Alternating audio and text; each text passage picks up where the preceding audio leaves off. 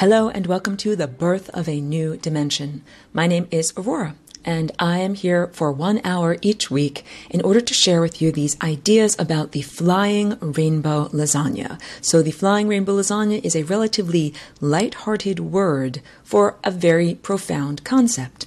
And the concept is a new shape that you can transform your DNA into this new shape, and in so doing, achieve an additional degree of freedom.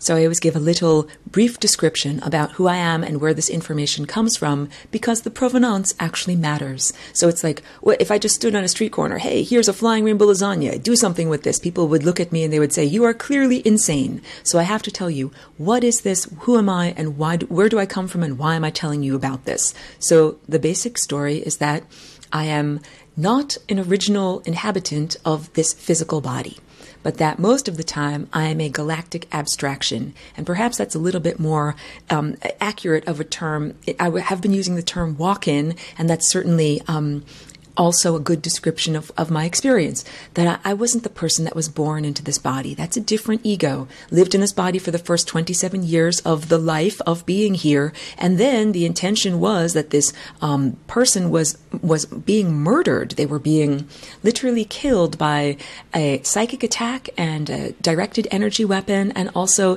the physical lack of blood and oxygen to their brain. And I created the flying rainbow lasagna. And when I say I in this sentence, my personality is the galactic personality. Or let's say I'm living on the level of the stellar network. And I describe on this broadcast many times, the stellar network is this network of stars that contains consciousness and is the way that experts travel throughout the star systems, as opposed to in a metallic clank-clank vehicle that you fly around the way you envision, driving a car on the road. So when I'm not in a one-faced, two-armed, two-legged body, I look like a bunch of colors, sounds, polygons, and it's changing and moving and transforming all the time, like a giant art project. That is, and I'm not alone in this format, but I'm interacting on this galactic level with many other beings that are also pure energy abstractions, or you could think that they are made of pure light, or consciousness, or possibility and probability, and sharing ideas and sharing energy. I tell people that the fuel that allows us to journey from star system to star system, that it is unconditional love. That is like the gas that I describe to you, the values system of where I come from and who I am, because I also understand that it's necessary to draw a distinction between myself and other people, other entities that are here in order to confuse or deceive or exploit humanity in some way. So that's why I do these little first thing on these broadcasts, who am I and where am I coming from and what am I doing here? So I'm all about unconditional love, and my other part of my value system is freedom. And freedom, this means that's the description of a totality state, the state of totality. So if there's not freedom in one little location, like if there's 99% freedom in the entire cosmos, but one little tiny sliver of slavery, then technically we do not have freedom, because this entire beautiful symphony that we're in, hold on, I'm turning on my piano here. We're in this beautiful symphony of life. And that symphony means that all of the organisms that are alive are emitting notes, like, that could be a microbe emitting that note, and that could be a plant emitting that note, and that can be a beautiful animal emitting that note. And when they all play together, they sound beautiful. And that is the idea of harmonic integration of different biological characteristics, personality characteristics, and we could say energetic approaches. Well, if one area of the symphony is playing a lot of sour notes, then that affects the entire symphony. So this is also, again, to speak to my motivation, because there are a lot of non-interventionists in the cosmos. There are a lot of entities that are like, we believe in just allowing things to go along and not trying to step in and not trying to, have an impact. And clearly, from my presence here in the body, on Earth, I am not a non-interventionist. I'm an interventionist. I am a freedom fighter. I'm like, I saw something that was unfair, that was uncool, that was going on, and I said, I am going to physically jump in order to improve things. And that's really the only ethical thing to do. It is not really ethical to say, oh, look, I see something wrong is going on over there in that far distant place, so I'm just going to wave my magic wand over here from a state of pure comfort, and I'm going to, fix and improve things over there. That I like that earth phrase, like you put your money where your mouth is. It's like saying, if you truly believe in something, you invest in it with your physical presence. So that is what I did.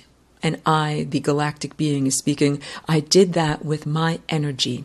That I said, I see this great injustice of this earth person that is being murdered and their life is being cut, and it's like the embroidery threads of the great embroidery here in the timelines are being disarranged, and that is not fair and that is not cool. And because people ask me, like, why this body? Why this life?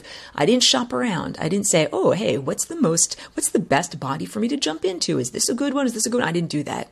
I saw this and I saw what was happening to this person, and I said, that is unfair. And my response was to spontaneously create this shape that is called the flying rainbow lasagna. So I understand also that that's a funny word, and sometimes it has difficulty even fitting inside of people's ear holes. They're like, what does that even mean? What is this about? Who is saying this to me? And even more challenging when I show people the physical structural form of the lasagna. I've had people like their eyes go cross-eyed. It's like, what am I looking at? What is this exactly? So I understand that it takes a lot to explain it. And I'll just briefly, when I first got here, in this body, first I was facing a lot of neurological difficulties, the after effects, the artifacts of, damage to the brain, what killed the previous occupant. So I spent a lot of time making drawings and trying to decipher what I had inside of me and also externalize it so that I could share it with others. But I didn't have the capacity as I now do.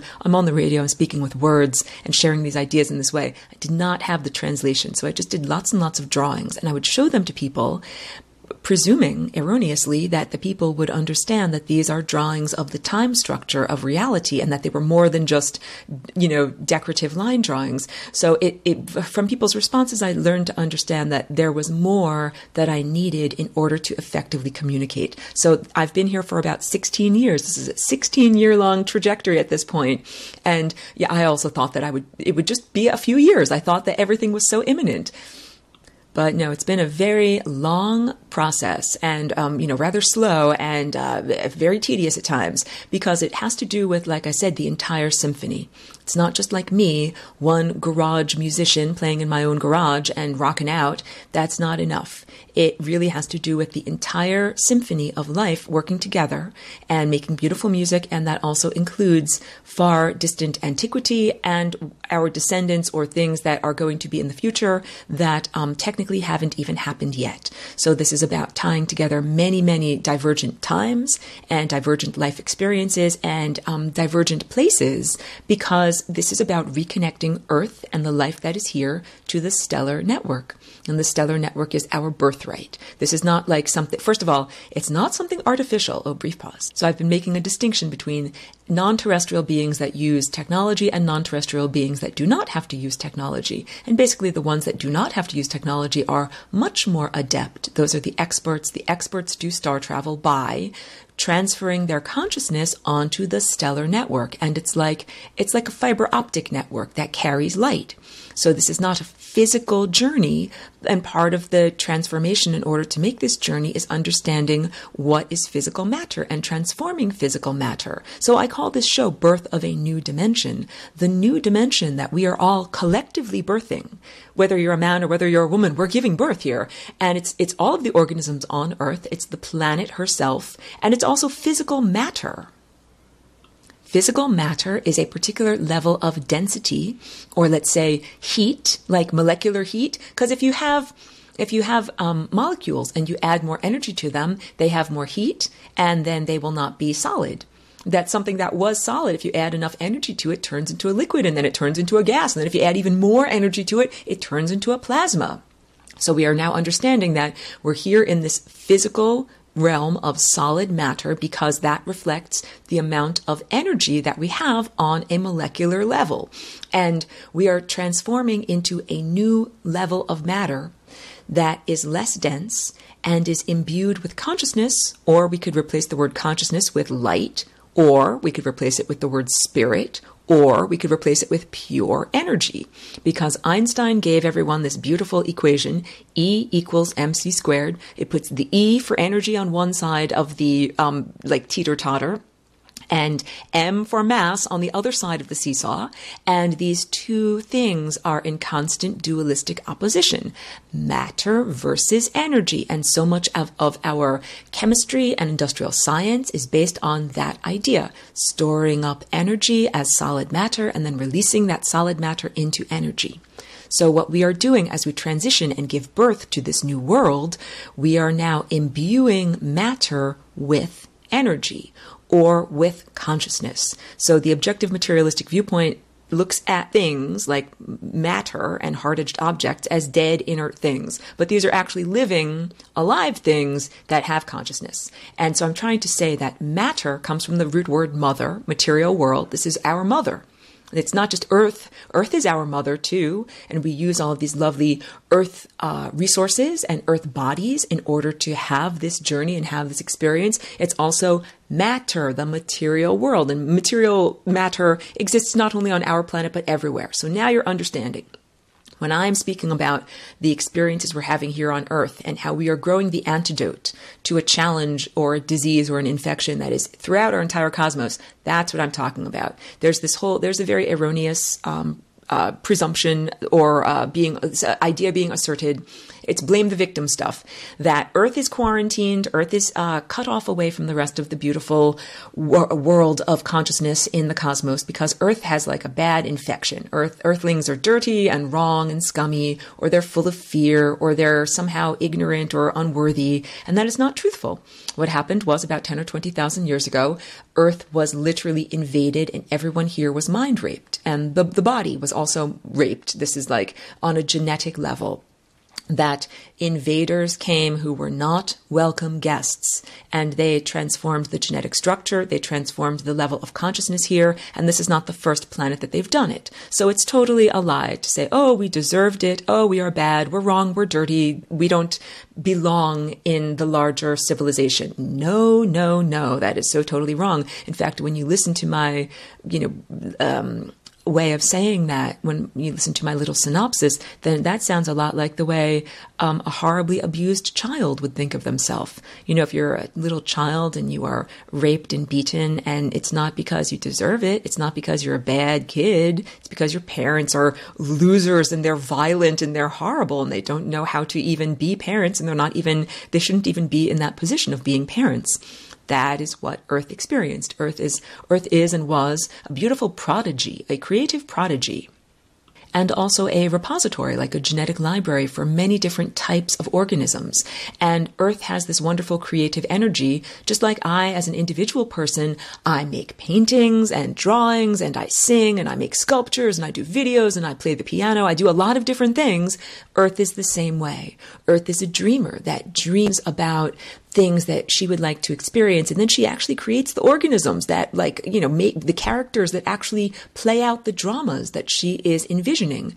And for the past 10,000 years, Earth has not been in control of her dream. There's been this interloper here because Earth would dream a beautiful experience for us of health and vitality and abundance. Just like if each one of us were totally in control of our own bodies, and we are, and I intend that for all of us, we would say, I want all of my cells on my body to be 100% healthy and happy and well-adjusted and well-fed. I wouldn't want any of the cells on my body to be either starving or have lack of oxygen or be distorted on a genetic level and turn into some disease like cancer. I would not want anything on my body to be harmed or degraded in that way. So we must presume that the planet is also not self-destructive, and that the planet feels similarly about all of her organisms and all of her cells, that the planet cares profoundly about every microbe that's here, every macroscopic organism like a bunny or a cat or a tree or you and me, and also cares about the totality, that the planet cares about herself and is not self-destructive. So the freedom and all of this, that I am here, not alone. Oh my goodness, thank God I'm not alone. There are many others. So there are other non-physical, non-terrestrial presences that do not use technology that are also helping and assisting us. And it might be hard to hear them. Oh, I'm going to go back to my piano. Hold on a sec. it might be hard to hear some of those beautiful entities and organisms that are assisting our spiritual and energetic and genetic development on Earth, because they're like this. I hope you can hear this. It's the highest note on my piano. They're like the very high piccolos. Because at the very same time that those lovely non-technological beings are making their music, we also have, cover your ears, get ready.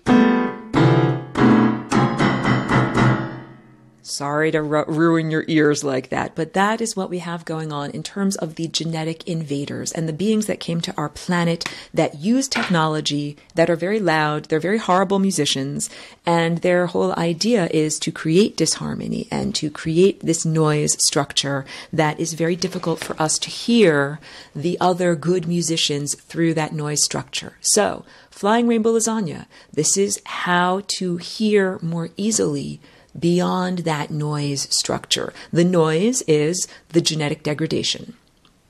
The noise is internal and it's structural. It's part of the way that these bodies were reformatted, about 10,000 years ago, and it is part of the loss of our higher faculties. Our higher faculties, I define this as unconditional love, which is the energy field that is generated by your heart when it's circulating properly, and truth, which is communication. That's the ability to, transfer energy. Like, if you were a computer, it's like, how do you get information from your hard drive to another hard drive? You got to have some way to do it. So that's what communication is.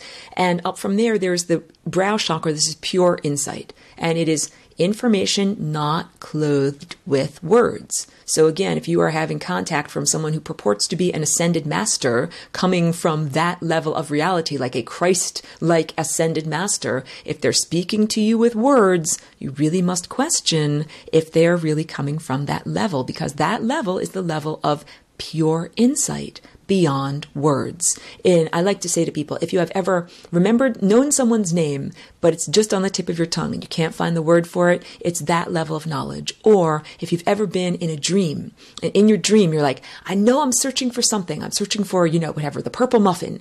And you don't, no one told it to you, but you just know it on a deep, internal, inarticulated level. So that's the level of insight. But that's not the last leg of our journey. There's also the highest faculty that we have in this spectrum of being human right now, which is our crown chakra. And that's our plug into the cosmos. It is where we connect our individuated self into the higher network, that stellar network of consciousness and ideas and energy. So those higher faculties have been degraded and disconnected from the larger stellar network for the past 10 or 20,000 years. And that was all part of this genetic degradation, planetary rape, and continual mind rape. Because just like a hacked operating system installed on your physical home computer allows the Microsoft company to access all of your emails and read what you're writing and everything like that, so too does the hacked human genetic body allow the oppressors to enter and listen to read your mind and to make comments into your mind. And these intrusive thoughts, I jokingly call them the peanut gallery. Like, I don't need comments from the peanut gallery. And I use these lighthearted terms, but this is not fun. It's not okay. It's not okay for any one of us to be experiencing this.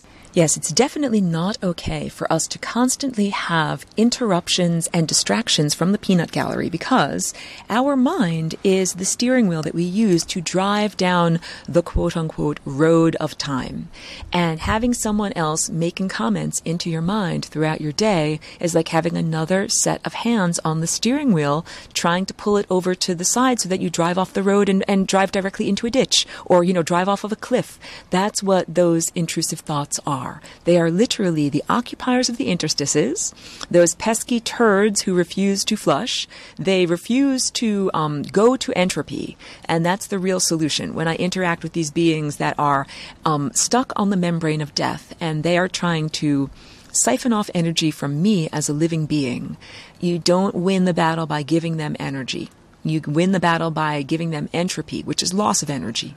You just say to them, go to entropy, which is like saying lose all of your energy and go into a cold, dead, inert state. And when I say dead, I mean no longer circulating levels of awareness and vitality through the energy structure. That is what death is. Death is literally a membrane. It's like a location on this time drawing vortex that I always draw for people.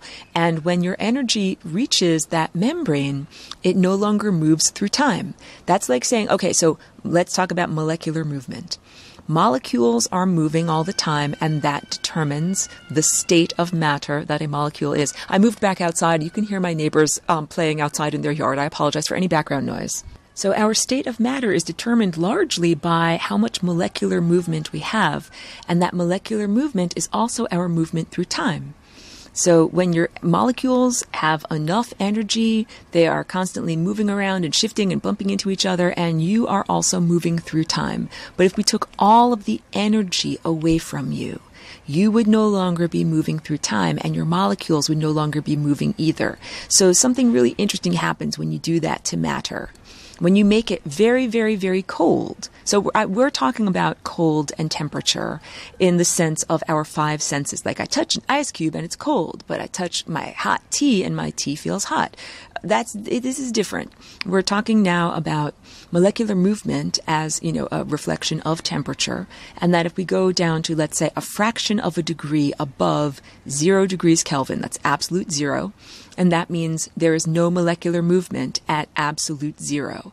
So if we take away all of the energy from all of these molecules, then they move slower and slower and slower, and eventually they hardly move at all. And when they get to that level of no movement, they get really dense, and they get even denser than the physical solid matter that our bodies are made from, and they become something called a Bose-Einstein condensate. And this is an interesting form of matter because at that level, all of the atoms start to overlap on top of each other, and they act as if they are one atom. Everything achieves unity consciousness.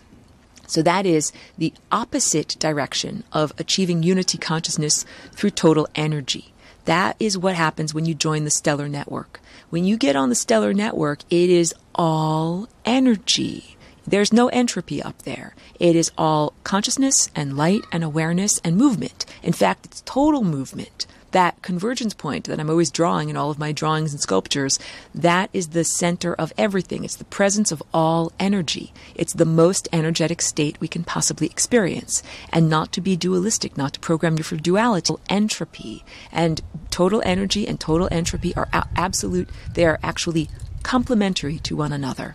It's not like one is good and one is evil. This is the answer to how both portions or states of being can be subsets of God or of divinity. People say, mostly when they were a tiny child, Mommy, Daddy, if God is good, then why did God create evil? Or if God is good, then why does evil exist? It's the basic theological and cosmological question. If God is real and God is good, how can good and evil both be subsets of God?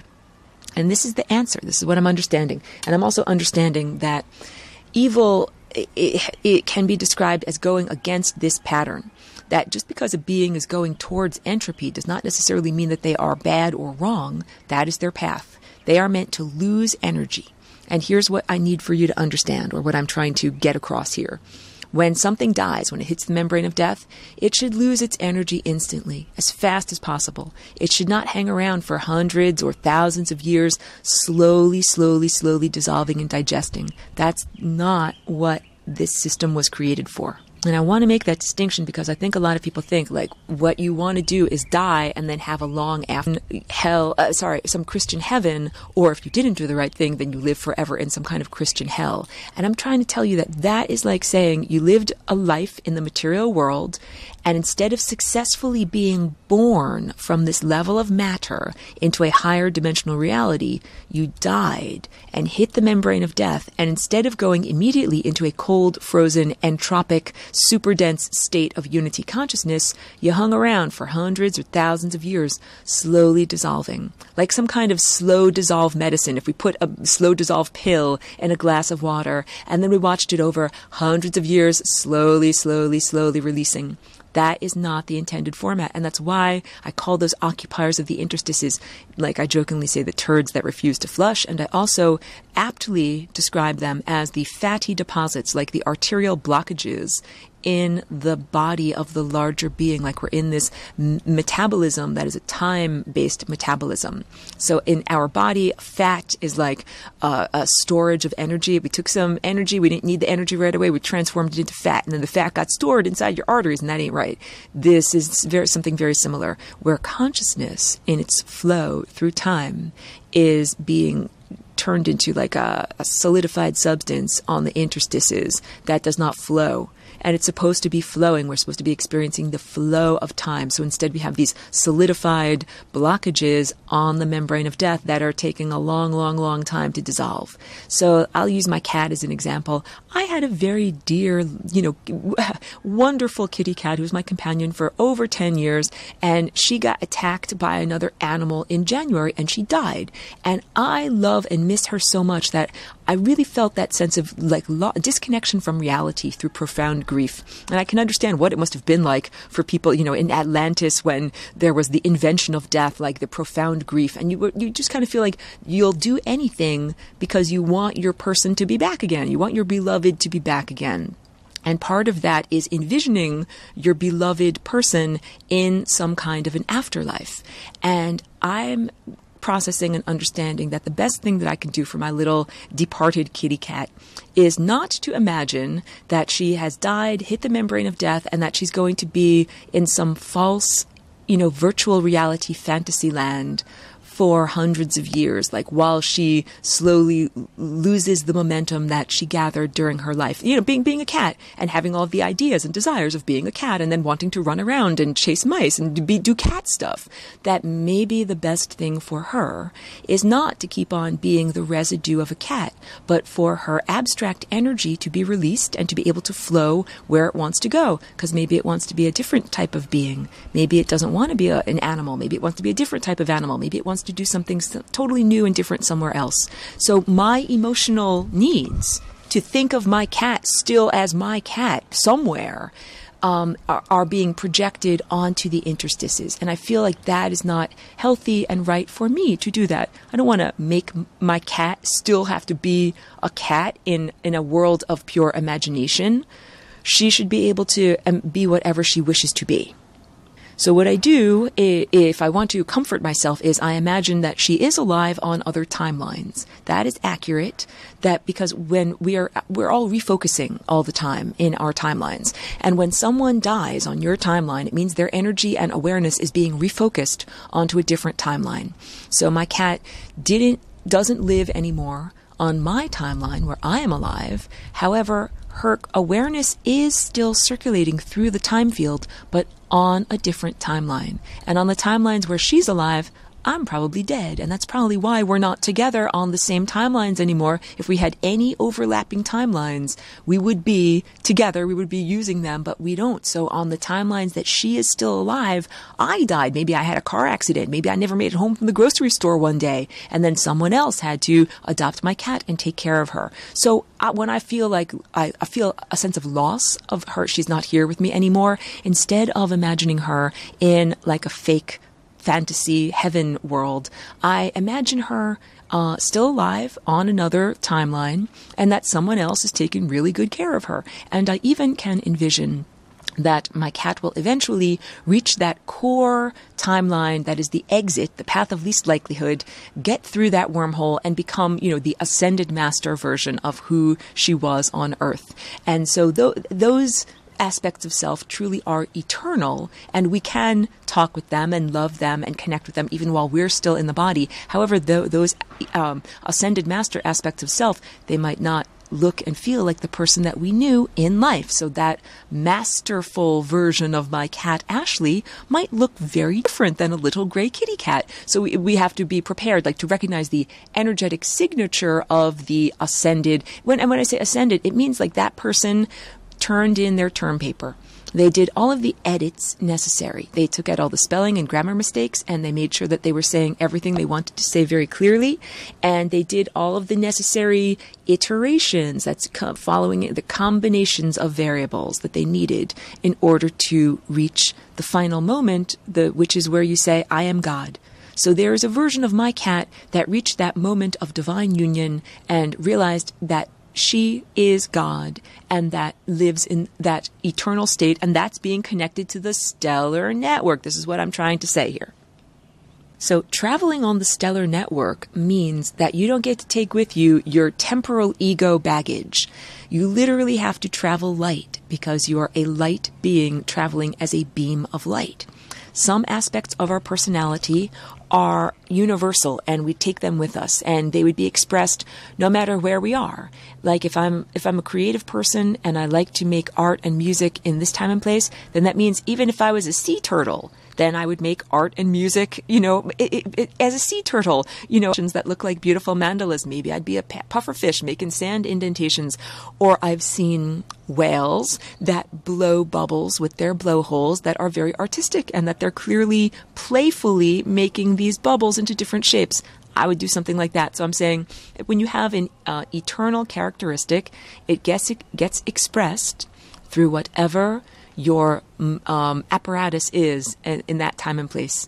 So my galactic self, my higher dimensional cosmic self, is very creative and very joyous and very lighthearted and loves art and music and performance and collaboration and interaction. And that is expressed here through this physical body in this time and place as the visual paintings that I make and the artwork and animations that I do and the social sculpture in terms of the videos and sharing these ideas, because sharing ideas with these videos, brief plug, my series is called Lessons for Full Spectrum Humans, and you can find me easily on YouTube. I'm channel Flying Rainbow Lasagna. So this is about how to share ideas with other people because we're in a band. I'm not at my piano anymore. I'm now out here connecting through the microbes on my big toe to the rest of my garden.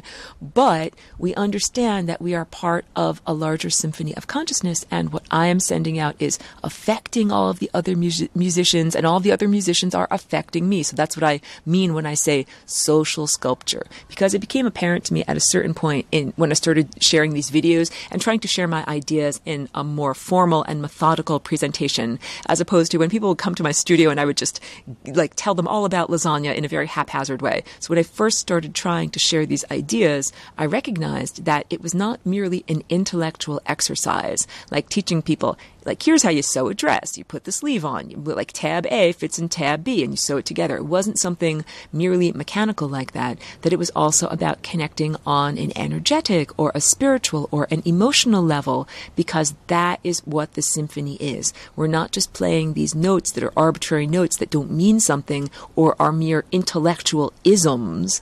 We are playing notes that are notes that express our body. They express our life. They express our vitality. Our notes are our ideas and our approach to life. So this is a very high-stakes symphony. It's like, not to put too much pressure on you, but if you don't play the right music, you get kicked out of the band. And that is what happened to the beings that occupy the interstices. They didn't play the right music. They got kicked out of the band. What actually happened was they smashed their own instruments. Just like that song, Smashing a Perfectly Good Guitar. They smashed their guitars on stage, and then they didn't have any instruments to play, and they got stuck in the interstices. And the problem is, they're not happy there, and they don't have the energy that they need to move. That is the whole idea. So even if those beings ate all of the energy of all of the living beings and all of the stars that are in existence and all of the stars that will ever be born that aren't even in existence yet, those beings on the interstices would not have enough gas, quote unquote, in their car, quote unquote, to make it back to the source. So this is an important distinction. Not everything is supposed to make the return journey and go back to the source. We are actually in an enormous refinery of consciousness where qualities and characteristics are emanated from the source, and some of those qualities and characteristics are reflected back and make the return journey. And some of those qualities and characteristics go into a state of total entropy, total frozenness, no more movement, and that includes no more movement through time. So at the end of this universe, this is science's story. Science gives a basic story like this. Big Bang, super dense particle, expands spontaneously, creates time, creates this universe. This universe goes on for about 26 billion years, and at the end of this universe, and this is not the cosmos is every single timeline. This universe is just this particular timeline, that at the end of this particular version of the cosmos, that all of the stars that could possibly be born have been born, and they have all died. Stars have a lifespan and a metabolism, and when they die, they metamorphosize into a black hole. So all of the dust and gas that can become a star becomes a star. All of those stars live for their many billions of years. They emit all of the light they possibly can. Then they end their lifespan of emitting, and they begin their death journey, where they become a black hole, and then they begin to absorb. What they emitted, they now absorb, and they send what they absorb into the next highest level of reality. And at that time in our universe, this is science's story that I'm sharing with you, our universe becomes a very cold and dead place, because all of the energy, all of the awareness, all of the motion, all of the heat, all of the movement gets sucked out of this level of reality through the many, many, multiple millions of black holes, like Swiss cheese. The holes are like the Swiss cheese, and they're sucking all of the energy out, and that's appropriate. It's like at the end of the bath, you pull the plug, and everything goes down the drain where it's supposed to go. And so what you're left with is the empty bathtub. And the empty bathtub at the end of time is very cold, and has no more molecular movement and doesn't move through time anymore.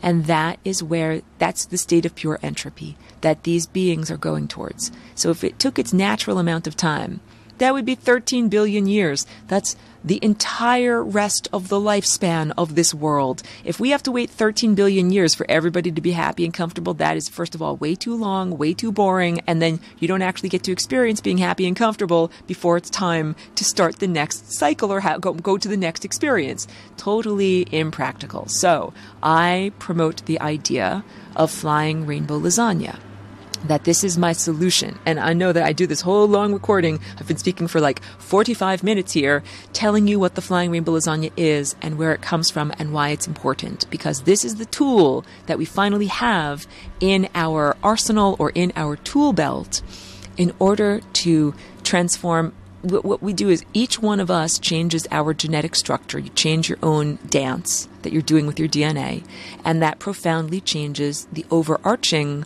structure of time. And that's what's ethical to do. Like I said at the beginning, it's eating strawberries and you just, oh, look at those poor suffering humans. I will wave my magic wand and fix things down there. That's not how you fix things. In order to do it, we actually have to be here in the physical body. We actually have to be submerged in time, having the experience of being in time in order to fix things. It's like saying you don't fix the symphony by just sitting there listening. You fix the symphony by getting an instrument. Getting into the symphony, you got to audition, get into the symphony, learning the music and playing the right notes. And when you play the right notes, it affects all the musicians around you. If you are a good singer and you're singing the right note, then everyone around you knows they need to sing like this.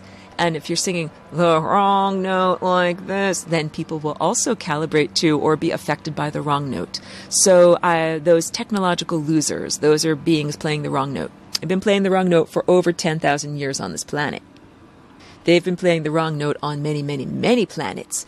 And I tell you that what we are doing here right now with flying rainbow lasagna, this is a new shape and a concept that I applied to these genes of this body. So I, galactic being, could come into this body.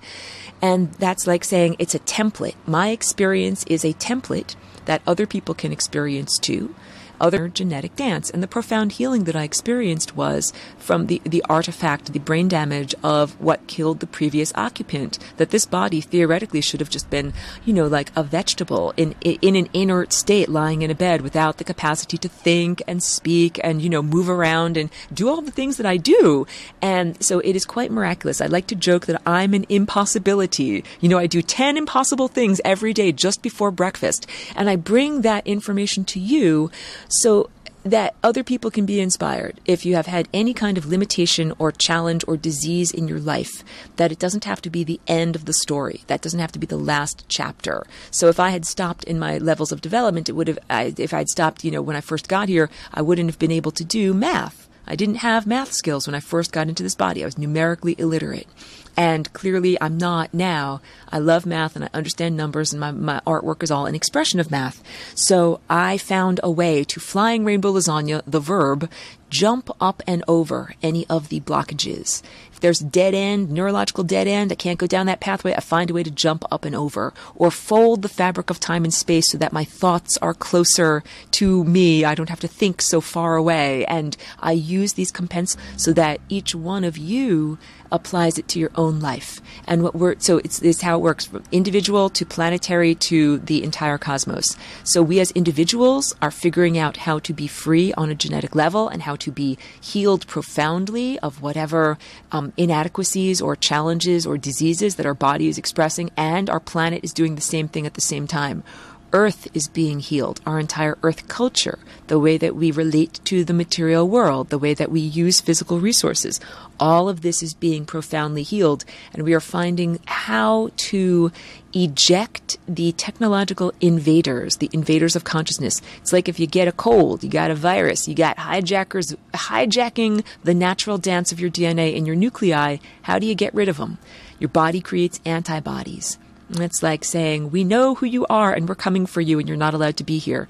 This is us on this planet creating the antibodies that shall then be applied, like we're like growing this in a little petri dish here. We've got the cure to many other places. That what we are doing as individuals and as a culture, like as a planet, we are finding the solution and the antidote to this disease that went for over 10,000 years. And what we do it for our own freedom, for our own upliftment. Like I said, this is a high stakes game. You come here, you do this, you put your body on the line. It's just like if you have a virus. If you don't successfully unlock and transform that virus and kick it out of you, you die. That ain't right. That's not what's supposed to happen. So you have to do something. And that is what I did in the moment of creating the Flying Rainbow Lasagna. I was facing so much duress that the choices were basically dying or becoming totally co-opted by evil. And clearly, I did not want to do either of those things. So I created a new possibility. And this is like from the Star Trek movie, if you're a fan, the Kobayashi Maru. There's an impossible situation, and what does Captain Kirk do? He doesn't just say, oh, well, I'll just throw up my hands in despair. Wah, wah, wah, poor me, I guess I'll just wet my pants. No, he reprograms the computer. He makes it no longer a no-win scenario so that he could actually beat the system. And that is what Flying Rainbow Lasagna is. It is a way for all of us, not just me. I'm telling everyone this is open source code for your DNA. It's not like I just made up this idea and I'm the only person that gets to do it and I get to be in horrible slavery and degradation. No, because that wouldn't be happy for me. I would be like, oh great, my guitar is in tune. I'm playing some awesome music here in my garage, but everybody else is there. They don't even have strings on their guitars and it sounds terrible. Like that's how bad the band is. That would not be a fun world for me. So I literally made a choice. When I started to share these ideas here, I want to share these ideas with other people, and I want everyone possible to transform into Flying Rainbow Lasagna and do this dance on their own, because it is empowering. So, the megalomaniac aspect of self would say, I want to own and control everyone, and I want to, make you play all the right notes. I'm going to move your fingers for you so that you don't make any mistakes. But that is not very much fun, because then it means you don't get collaborative creativity, because you might come up with a totally new and interesting combination of notes that if I were being like the puppet master controlling your entire creative output, you'd never make something new and surprising to me. So it's fun and interesting when the rest of the band is in tune, plays the right notes, and can innovate, when they got chops, when they can jam. That is the thing that is most fun and interesting to me. And I use music as an analogy, but you understand that this is collaboration on an intellectual level, on a spiritual level. So part of it is, organisms, what we do as organisms and how we live our life. And part of it is how the ideas that we share and how we look at the world and our cosmology and our sense of truth and how we are embedded within the world. So, of course, the beings that use technology would like to suppress this information because this turns their entire system on its head. The technology users domesticated the human form, and they made it so that humans were then dependent upon technology. And technology, there's terrestrial technology, which is the electrons flowing in a wire that creates energy that we can use. And there's non-terrestrial technology, which is the hijacking of the genetic code itself. So terrestrial technology was created for humans to use because we don't have our higher faculties anymore.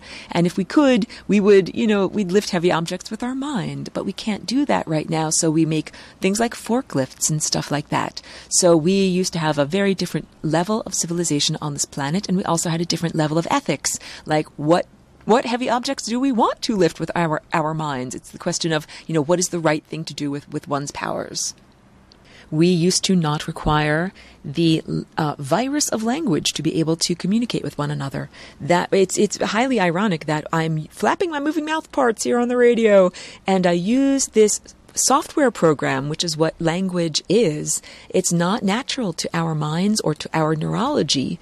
And when you use the hacked software program known as language, then it makes your system hackable. But this was not the way that we were originally made to be able to speak to one another. So we're supposed to be able to use our pure insight, our nonverbal levels of pure insight transmitted to one another on a bridge of love. And that's like the energetic firewall that the great cosmic conductor created, because it's not cool to have the peanut gallery, the hands on the steering wheel, impeding your flight through time. What's supposed to happen is that it's only okay if it is done in love. That if a person loves you and they're communicating to you on this energetic bridge of love, and love in this case is not just a romantic ideal, this is an actual tone, like la la la, I'm making a tone. We make this tone called love when we fly through time at exactly 1 moment per moment, or 1 second per second. When you're not grasping at the future or clinging to the past,